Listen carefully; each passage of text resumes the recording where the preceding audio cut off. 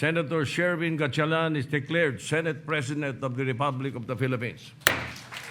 Natuldukan na ang agawan ng liderato sa Senado sa pagkakahalal ni Senator Sherwin Gatchalian bilang Senate President sa special session ng Kongreso ngayong Miyerkules, June 17. Ang sumelyo sa eleksyon ni Gatchalian ang kasamahan sa tinaguriang seatmate block na si Senador Joel Villanueva. Pagdating ni Villanueva sa session hall, niyakap at kinamayan siya ng mga mambabatas ng bagong mayorya hanggang sa nagsimula ang sesyon at dinominate ni Senator Mig Zubiri si Gatchalian.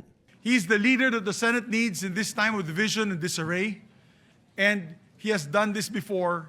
I know he'll be able to rise above the fray and lead us back to our principal function, which is to attend to the work of legislation. Kinilala naman ni Gatchalian si Villanueva. I'm very happy na magkasama kami ulit at alam ko si Senator Joel very serious yan sa trabaho. Kanina nakita naman natin. At ganyan talaga ang dapat mangyari, trabaho na. Matipid ang sagot ni Villanueva nang tanungin kung bakit siya pumasok matapos umabsent ng ilang beses. Ang rason, gusto niya lang daw magtrabaho. Ayos lang din daw sila ni dating Senate President Cayetano. Yes, I did. We're brothers at the end of the day. Isa si Senador J.V. Ejercito sa nakipag-usap kay Villanueva para lumipat sa mayorya. Pero ano nga ba ang nag-udyok sa senador na tumalo ng grupo?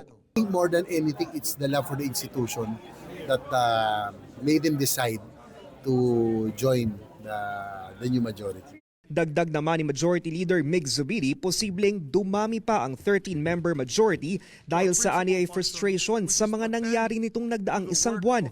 Sa ilalim ng panunungkulan ni Senador Alan Peter Cayetano, nagkaputukan sa loob ng gusali.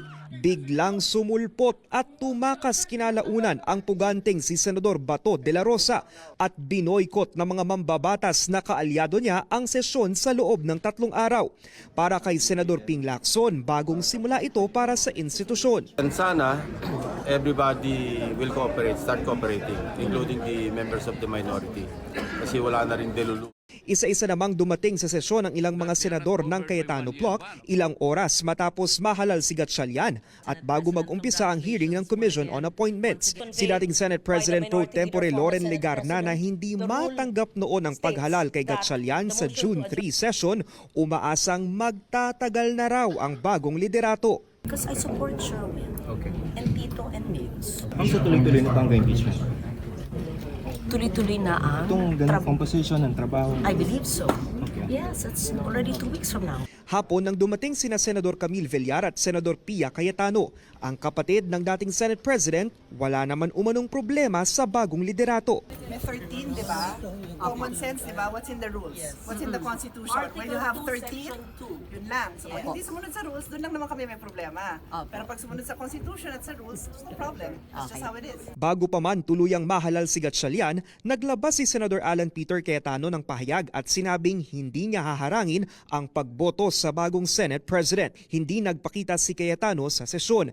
Si Senador Robin Padilla naman piniling dumalo sa special screening ng pelikula, habang wala rin si Senador Mark Villar na una nang nagsabing nasa ibang bansa siya. Sinabi ni Legarna na si Senador Alan Peter Cayetano ang magsisilbing lider ng minorya. Itinalaga naman bilang Senate President pro tempore si Senador Tito Soto. Kasunod niyan ang paghalal ng mga miyembro ng iba't ibang komite. Tumangging maging miyembro ng Senate Blue Ribbon Panel ang komiteng nag-iimbestiga sa flood control scandal, si Senador Cheese Escudero na iniimbestigahan ngayon ng Ombudsman. Pero ayon kay Lacson, posibleng mahalal si Escudero bilang presiding officer ng impeachment court para sa paglilitis ni Vice President Sara Duterte. Para sa mga impormasyong napapanahon at on-demand, Lance Mexico, Newswatch Plus.